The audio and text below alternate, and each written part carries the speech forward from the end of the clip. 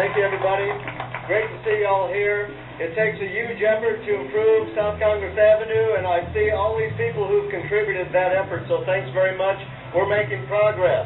South Congress Avenue is no longer the place for pornography and prostitution. No more.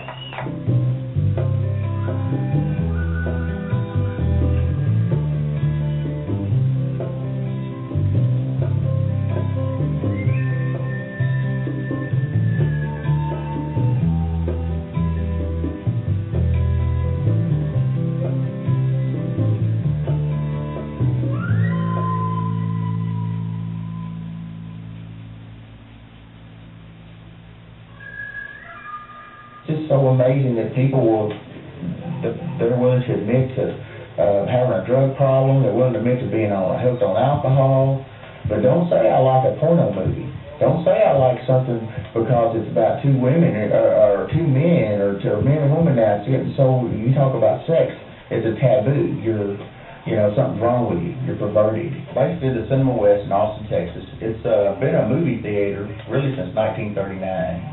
And it changed over from family videos to adult videos because of the money situations. They weren't doing so well, from my understanding. And from 1971 to the present, in '98, it's been an adult video.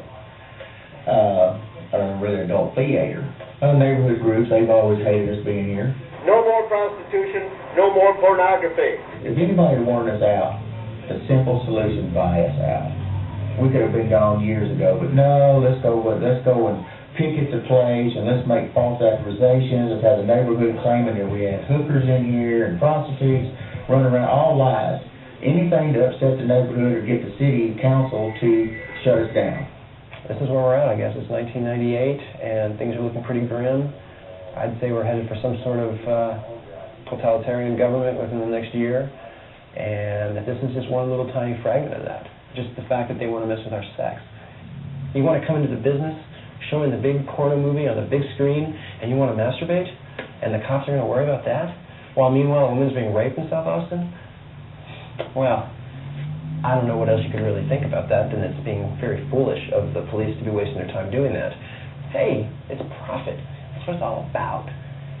Why would you rather go and bust a criminal breaking into somebody's house who might be packing a stolen gun from one of the porno store clerks when you could go and bust somebody for jacking off? It's hard to run when you got a dick in your hand. It really is. So, the cops go after the easy prey. They don't want to mess around with the real crime. As you can see, inside Cinema West, we've made 8 arrests for prostitution, 14 arrests outside.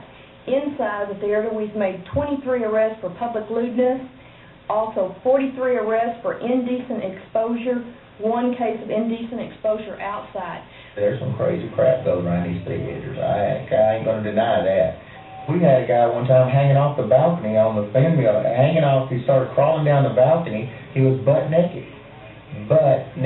He fell, he dropped from the balcony and fell on his butt bone. He laid there crying, and there was 2 people sitting under the balcony at the time. No, I may have been 4, because we got it on video. When he dropped down, they could see his feet hanging, and they jump up from the chair because they're freaking. And this guy falls, and then a couple of them get scared, walk out in the lobby and tell the manager, and he comes in, shines a light on him.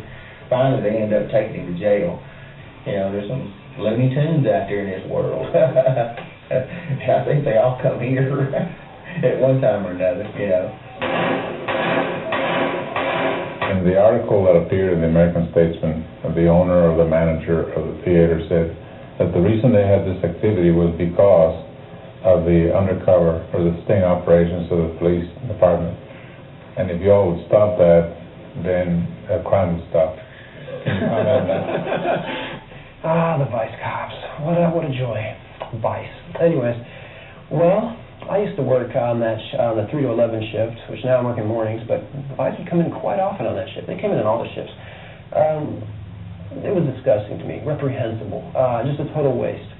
You have these 6 guys who are basically punks looking at the porno tapes, hanging out in the lobby, laughing and pointing at it. Oh, they want to jack off too, but they can't do that because they're on the clock. But so then you've got your gay cruising men who come in at customers, and these vice cops go and disperse themselves amongst the crowd. So here we are. Okay, this is what I would see while I'm working. You got a vice cop. He's got his hand under his shirt. This is only going on, of course, when there's like a gay man, which I'm presuming it's a gay man, somebody walking or cruising or whatever, or standing back there. So, you know, the vice cops pretending to be jacking his pee-pee. Let's presume that this was just a gay cruiser guy. He comes up, hey man, can I help you with that? You're under arrest. That's the crime? Is that entrapment? When you start doing this, to that person who's just come into the theater, it's almost like, oh, cool, well, this guy's doing it. I guess it's not a problem. Obviously, there's no vice cops here. Of course, little does he know that this vice cop pretending to be jacking off, you know, is a cop. So, I mean, this is what the vice was doing. The vice was doing this, okay, to just citizens who came to watch a dirty movie. And that's really what we're in right now. This whole facade of reality that we live in is an illusion that we're keeping up ourselves voluntarily.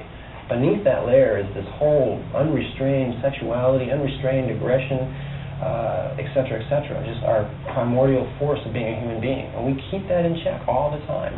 And people at the porno theater, of course, realize that. And that's why you see the businessman coming in here who would never be sucking dick at work, but he can come to the porno theater, suck some dick, and then go back into his real world. Because that little line that exists between us, between this reality and the real reality, is very, very thin. Very thin. But you know, I could go on and on about all the damn aspects of this place and how much crap we've taken to stay in business just to provide a service that we have the right to provide. The law says what we do is legal up to a standpoint. As long as you don't have certain types of material, every city has their own, the state has their own laws.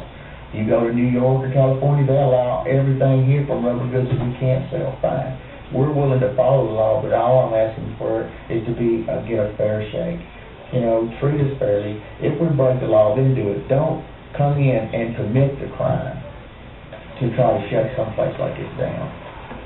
Selling theater seats and gutting that poor building, I actually feel sorry for that building. It actually had some character and personality. You know, it was a porno theater. It had a porno theater for years.